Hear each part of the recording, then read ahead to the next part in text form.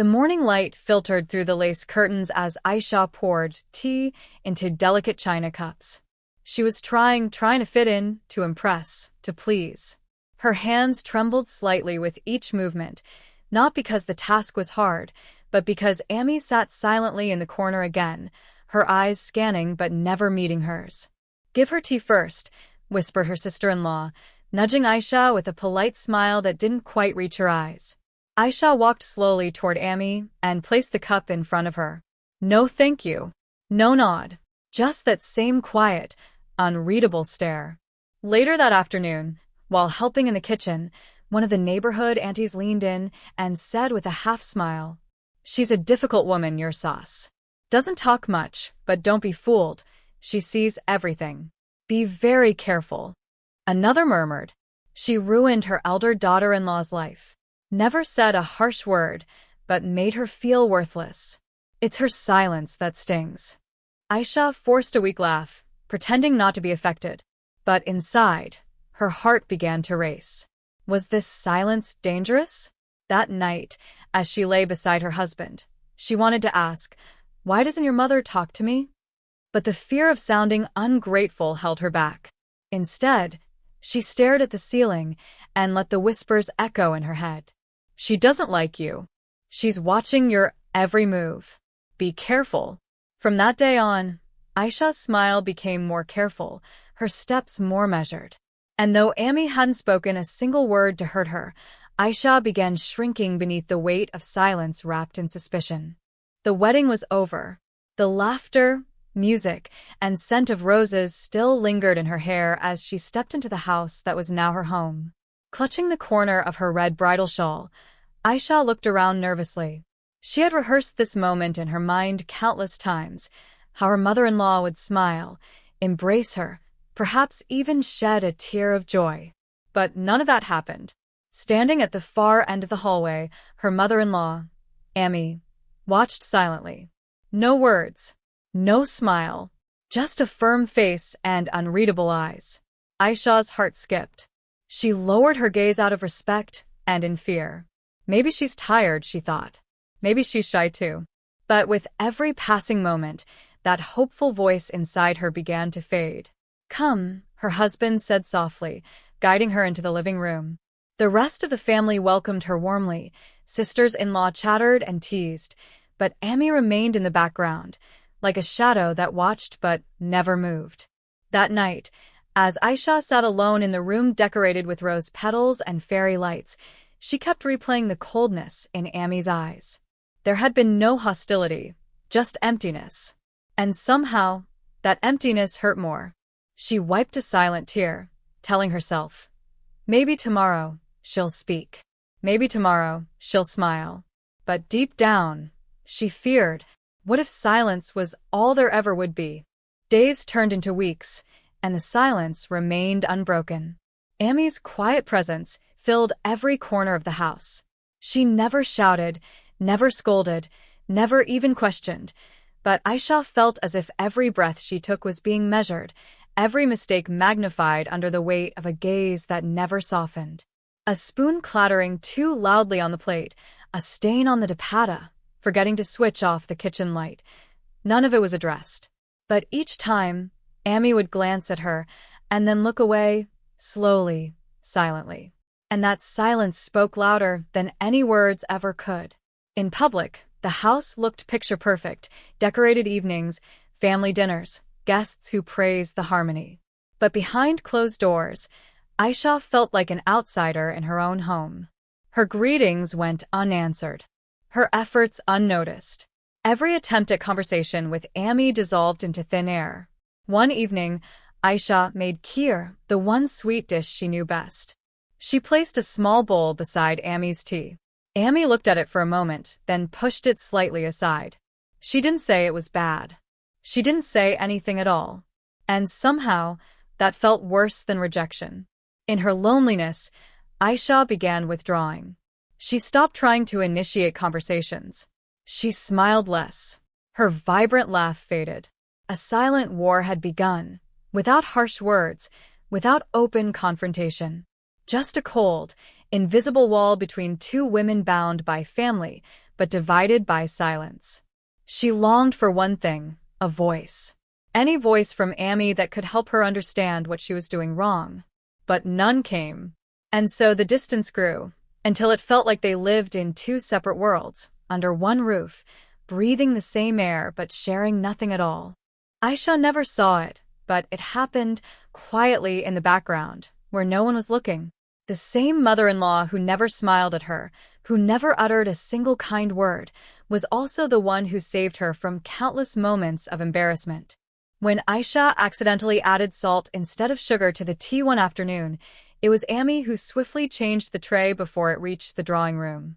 When relatives criticized Aisha's too simple dressing or her soft-spoken nature, it was Amy who diverted the conversation, shielding her with carefully placed silence. No one noticed when Amy discreetly took blame for the burnt rice in front of Baba Ji. "No, I left the stove on," she said calmly, even though everyone knew Aisha had been cooking. Aisha, standing behind the kitchen door, had overheard it, but never understood why Amy would lie for her. And then there were the fasts. Every Monday and Thursday, Amy stayed hungry from dawn till dusk. A ritual Aisha thought was part of her personal devotion. Until one day, she overheard her whisper a quiet prayer after Maghrib. Ya Allah, protect her. Soften her heart. Give her ease in this new life. Her. She was praying for her. Aisha stood frozen by the doorway, her throat tightening. She had spent so many days building resentment, doubting every silent glance, when all along, her mother-in-law had been fighting battles for her silently. But Amy never claimed credit. Never told anyone. She did what she did and carried on, folding the laundry, preparing meals, and quietly holding the home together. It was a love without decoration, a protection without performance. And Aisha was just beginning to see it. It had been months. Months of walking on eggshells, of smiling through confusion, of feeling invisible in a house full of people. Aisha had tried. She had cooked, cleaned, served, smiled, and failed, or so she believed. Amy remained as silent as ever. No approval, no affection, just the same quiet presence that filled the room like a cold draft. One evening, the family gathered in the living room. The usual chatter echoed off the walls. Children playing, men talking politics, women discussing the upcoming wedding of a cousin. Aisha sat silently in the corner, exhausted from preparing dinner alone while the others laughed. And then someone asked half-jokingly, "So, Aisha, how's life with your in-laws? Feeling like one of us yet?" A harmless question, a casual laugh, but something inside her snapped. She stood up, her voice trembling, her eyes glistening with unshed tears. "No, I don't feel like one of you. And do you know why?" Everyone turned to look. Even Amy paused, her hand frozen over a cup of tea. "Because she never accepted me," Aisha said, pointing toward her mother-in-law. "She's ignored me every single day since I arrived. She's never spoken to me, never smiled at me, never even looked at me with warmth. I've tried, God knows I've tried, but I'm tired now. I'm tired of being invisible in this house." The room fell into stunned silence. Amy didn't respond. She didn't defend herself. Her face remained calm, unmoved, almost distant. That made it worse. Aisha broke down, her voice rising with months of buried hurt. "Why do you hate me? What have I done to deserve this silence?" Her husband stepped forward, placing a hand on her shoulder, trying to calm her. But the damage was done. The words had escaped. The room had heard them. And Amy had heard them. And still she said nothing. Just slowly stood up, walked to the kitchen, and began cleaning the same dishes Aisha had served dinner on. Her silence had been unbearable before. Now it was shattering. Aisha wiped her tears and sat down, shaking. She thought she'd spoken the truth. But deep down, a small, uncertain voice whispered, "What if you never really understood her silence at all?" The days after the outburst were quiet, but not the same kind of quiet. Aisha no longer heard whispers behind doors or felt silent stares. Instead, there was a strange stillness in the air, as if the house itself was holding its breath. She had embarrassed herself, and worse, She felt like she'd wronged a woman who still hadn't spoken a single word in her own defense. Guilt began to creep in like an unwelcome guest. One afternoon, while cleaning the storeroom upstairs, a task she'd taken on to distract herself, Aisha reached behind an old wooden cabinet. A dusty cloth-covered box caught her eye, tucked away behind years of forgotten things. Curious, she pulled it out. Inside, neatly arranged and lovingly preserved, were her wedding photos. Photos she had never seen. Photos of her stepping into the house for the first time, her smile shy and hopeful. Photos of her serving tea nervously, of her sitting beside Amy, who, in those moments captured by the camera, had a softness in her eyes Aisha had never noticed before. Her hands trembled as she pulled out a small, folded envelope tucked beneath the last album. It was yellowed at the edges, never sealed. Her name was written on the front in careful, rounded Urdu script. Aisha Beta. She opened it. It wasn't long. Just a page. But it was enough. I'm not good with words. And even worse at showing feelings. When you entered our home, I wanted to hug you. But I froze. Not because I didn't like you, but because I saw my younger self in your eyes. Scared. Alone. Unprepared for marriage. I was once a new bride too, and no one spoke to me kindly. So I turned my pain into silence, and that silence became a habit. I never wanted to pass it on. But I see now maybe I did. Aisha's vision blurred. Her breath hitched. This letter was meant for your first night here. I wrote it, then hesitated. I thought, maybe I'll show her with actions, not words. But perhaps that was my biggest mistake. Tears streamed down her cheeks as she folded the letter slowly. In that moment, sitting cross-legged on the cold floor with old photos and a forgotten letter, Aisha finally saw it. The silence hadn't been empty. It had been full of love, fear, and a lifetime of unspoken pain. And now it was her turn to speak. Aisha clutched the letter in her trembling hands. The room around her faded, the old storeroom, the creaking fan, the distant chatter downstairs. It all disappeared into a thick, echoing silence, the kind that doesn't oppress but humbles. She read the letter again. I loved you from the beginning. Those words shook something deep inside her. But I didn't know how to show it. I feared I'd say the wrong thing, so I said nothing. Each sentence felt like a gentle hand touching the very wounds Aisha had kept hidden, even from herself. The woman she had accused of coldness had been battling her own quiet war, a fear of failure, of rejection, of repeating history. You reminded me of myself, Aisha. And that frightened me. I thought I had healed, but I hadn't. I thought silence would be safer than words that might hurt. I never realized silence could hurt, too. Tears spilled freely now, not from pain but from understanding. Amy hadn't hated her. She had loved her. Deeply, quietly, imperfectly. She had fasted for her, defended her, prayed for her in secret. She hadn't spoken not because she didn't care, but because she cared too much and didn't know how to say it. Aisha gently folded the letter and held it close to her chest. For months, she had misread the silence as rejection, when it had been love in its most guarded form. This letter had never been sent, never been spoken of, never even left the box. But now it had finally reached its destination. Not through words, but through awakening.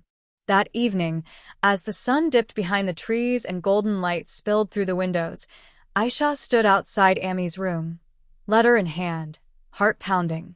She had rehearsed what to say a dozen times, but now, standing there, every sentence disappeared. Only one feeling remained.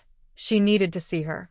Not to accuse, not to cry, but to finally understand, with open eyes and a softened heart. She knocked gently. Amy looked up from her prayer mat. Her expression, as always, was calm, neutral. But something flickered behind those tired eyes when she saw Aisha step in. They sat across from each other in silence. No one spoke for a while. Only the ticking clock between them dared make a sound. Finally, Aisha placed the letter on the bed between them. I found this, she whispered. Amy's eyes widened just slightly. Her fingers hovered over the paper, but didn't touch it. For a long moment, she said nothing.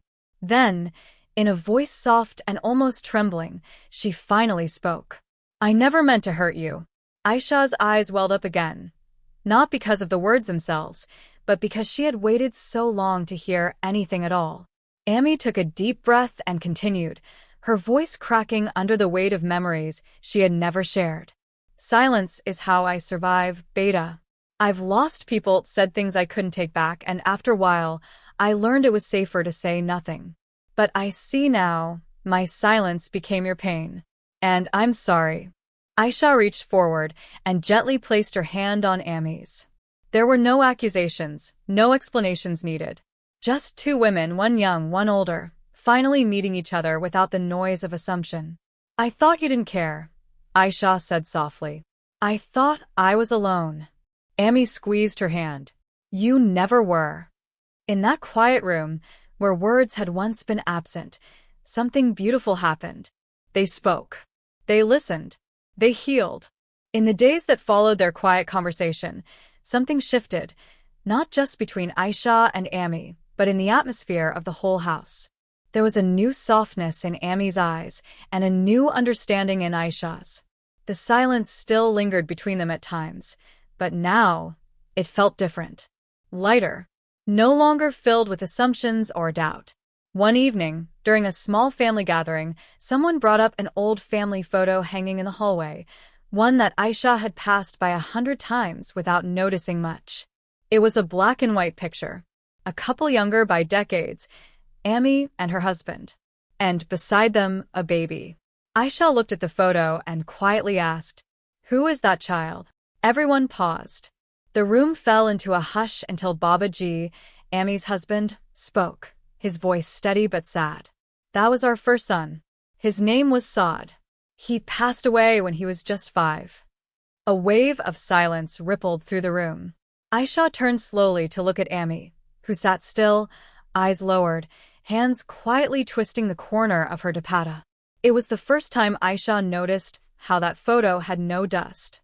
No smudges. As if someone had been silently tending to it year after year. Baba Ji continued, voice gentler now. "After we lost him, she changed. She stopped talking much. Not out of bitterness, but because something inside her just froze. She was never the same." Aisha felt a deep ache in her chest. All this time, she had seen Amy's silence as personal, as coldness. But now, she saw it for what it truly was. Grief that had never found a voice. Pain that had never been named. And love that had never stopped. The woman she thought was heartless had once lost a piece of her heart. And instead of lashing out, she had simply folded into herself. Not unkind, just broken and trying.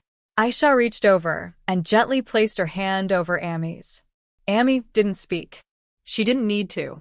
Her eyes, filled with unshed tears, said everything. The house was quiet again, but now, the silence was comforting. No longer a barrier.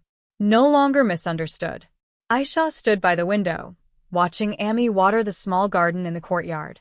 The evening sun cast golden shadows across her face, revealing the gentle lines of time, of love, of loss. She wasn't the villain the world had whispered about. She wasn't cold. She wasn't cruel. She was simply a woman who had once broken quietly and survived through silence. Aisha walked toward her, letter still folded in her pocket, not because she needed to show it, but because it had become a part of her now. A truth she carried with respect. Amy looked up, surprised, as Aisha approached her. For a moment neither spoke. Then, without a word, Aisha stepped forward and wrapped her arms around her. Tight. Genuine. Long overdue. Amy stiffened at first, almost unused to the gesture. Then, slowly she returned the hug. Her hands rested gently on Aisha's back, and her eyes closed. And in that moment, everything unspoken was finally understood. With tears slipping down her cheeks, Aisha whispered into her shoulder. "You weren't cruel. You were hurting in silence. I just wish I had listened with my heart." Amy's breath hitched. She didn't reply. She didn't have to. That embrace was the answer. For the first time, two hearts beat in sync, across generations, across grief, across all the words that had never been said. And this time, silence didn't divide them. It connected them. Forever.